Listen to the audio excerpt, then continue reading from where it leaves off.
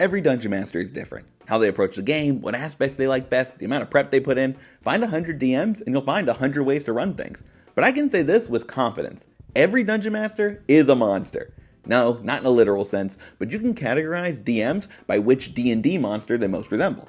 So whether you run the game yourself, or you just want to know your own Game Master's enemy at heart, here's the list of options.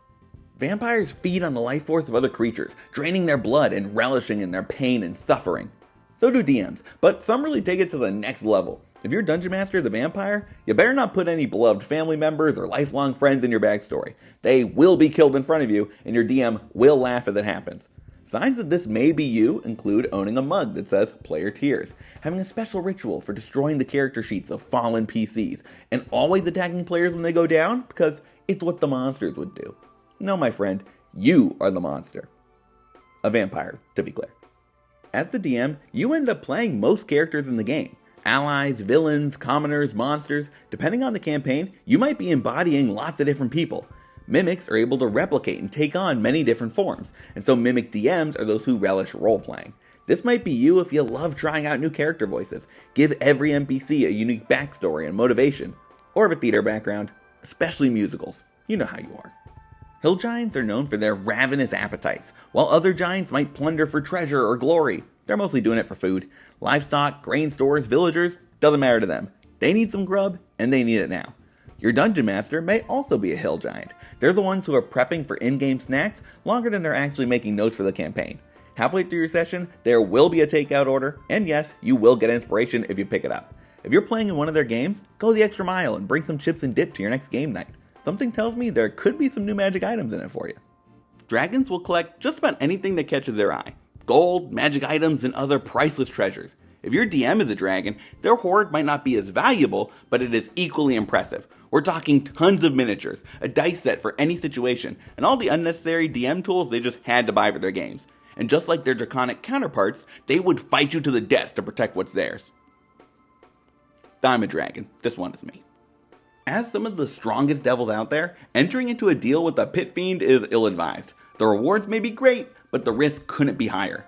If your Dungeon Master is a pit fiend, they'll let you do just about anything you can think of, if you can roll for it. And if your dice comes up one measly number short, I hope you brought a backup character. If you love high-stakes deals, living dangerously, or straight-up gambling, you'll enjoy playing at a pit fiend's table. Just don't expect them to say, "Are you sure?" when you ask to do something reckless. You've already signed your life away at that point. Not every DM is interested in running a high-stakes emotional game.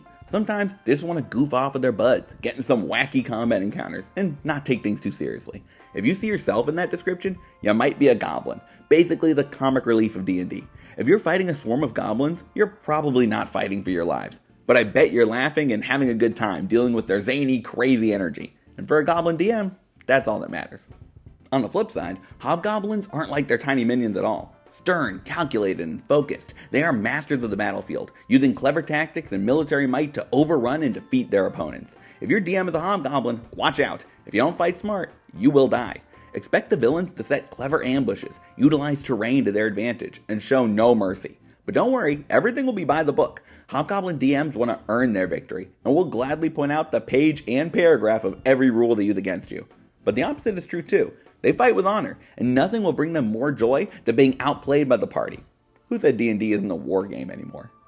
Finally, not every monster is trying to kill you. Flumphs are some of the few friendly faces you'll find in the Underdark, offering a helping hand, or tentacle in their case, to lost adventurers. Flumph DMs play a similarly important role at the table. They were the only one willing to give running the game a try, so they bought the books, put in the work, and now bring endless fun to their friends. You better love and cherish them. That's a hero right there. Now that you know what monster they are, hopefully you can better understand your Dungeon Master and how they run the game. Some might argue that most DMs fall into multiple categories, that you can exemplify a bunch of different monsters at the same time. Yeah, I guess that's true. Thanks for watching, and if you enjoyed the video, leaving a like is always appreciated. If you want to see more, you should consider subscribing to the Bard's College. I make videos all about D&D, DMing, and everything in between, so there's more to come. But for now, good luck, and remember, crit your players.